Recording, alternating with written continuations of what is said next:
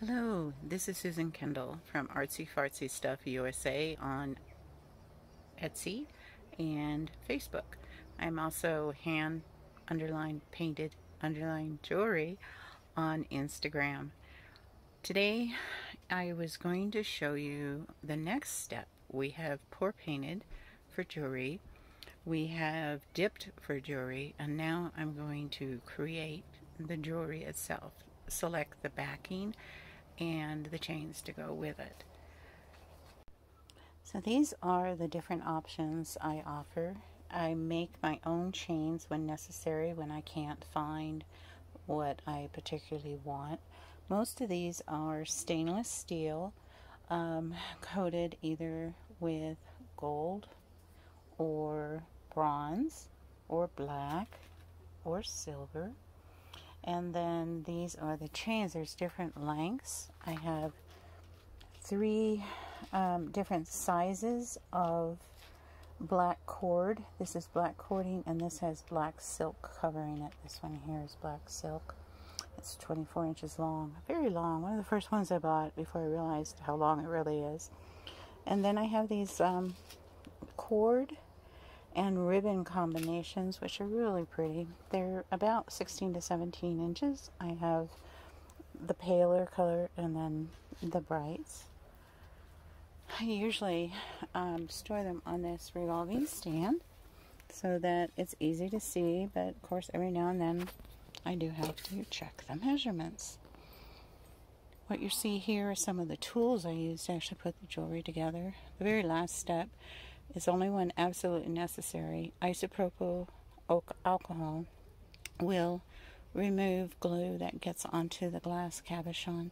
You do not want to use any more than you need, and you want to get rid of it immediately.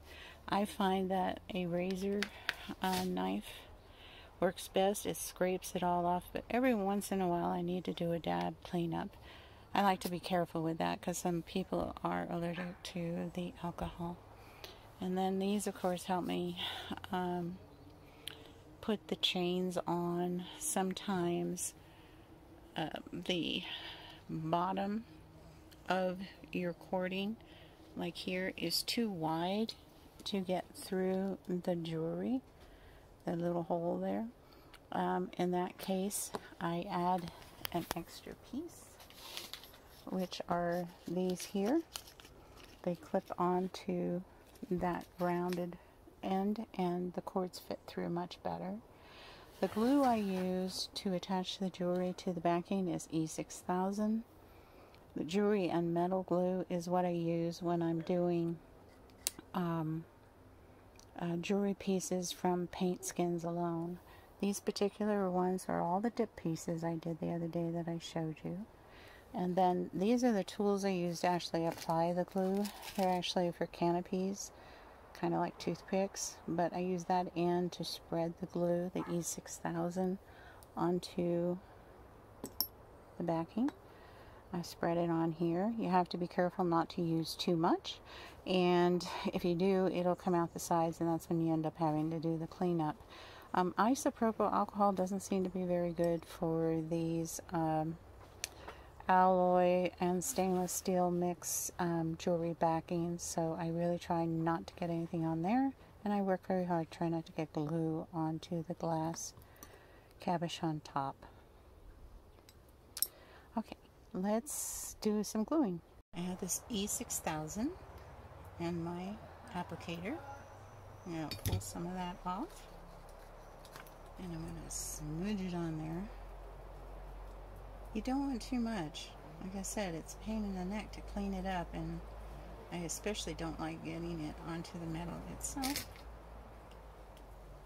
That's about appropriate. Set the glass in there and press down.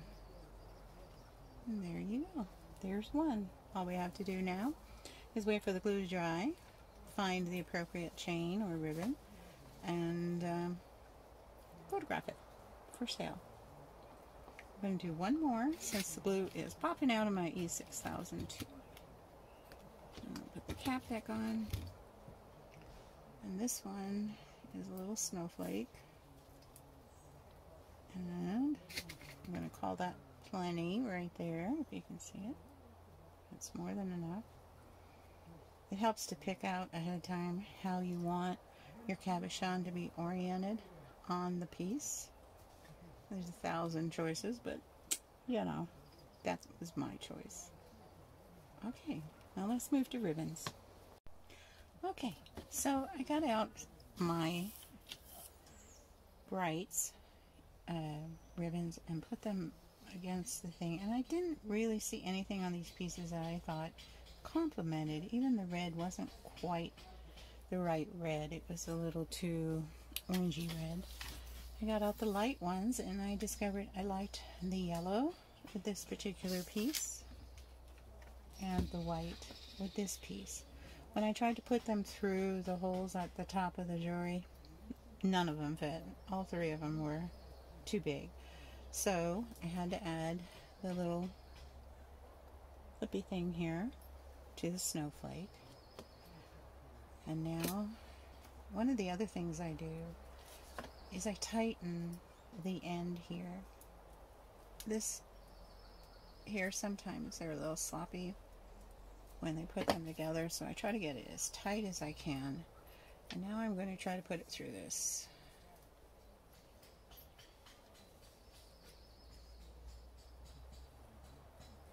And in this case, everything's going to fit. Yay! And there we go. And there's the snowflake with a white cord. Now obviously I have all those other choices. I could have gone with a silver chain, which I like a lot. But the ribbon ones have been really popular, so I figure I'll start with that. I'm always willing to change them if someone were to ask, so no problem whatsoever. So that's one. Now, the heart, of course, wants what it wants. And in this particular case, this black cord almost goes through. See that? Except for the jump ring at the very end of the chain. So all I have to do is come back in with my handy dandy tools, and rather than tearing up my fingernails, because there's almost none left, I use the pliers. And I'm going to take that jump ring off, put the cord through the hole. This is one of the shorter black waxed cords, and then put the jump ring back on. I've had some practice, can you tell? Alright, there it goes. And one more time. Not enough practice. Now in the end, it's not very well done. Can you see that at all? I'm never sure. Anyway, I'm going to readjust and try to get the two ends to meet up exactly in a nice tight fit. This is the last thing I want, is anyone losing their beautiful necklace after all this work and the trouble of listing it and shipping it and opening it and trying it on and then being disappointed because something happened. But that's it with the black. I could do the same with the yellow, but I found it has a jump chain too that's too big to go through the hole at the top of the heart. And again, I would do the very same thing, just take it off.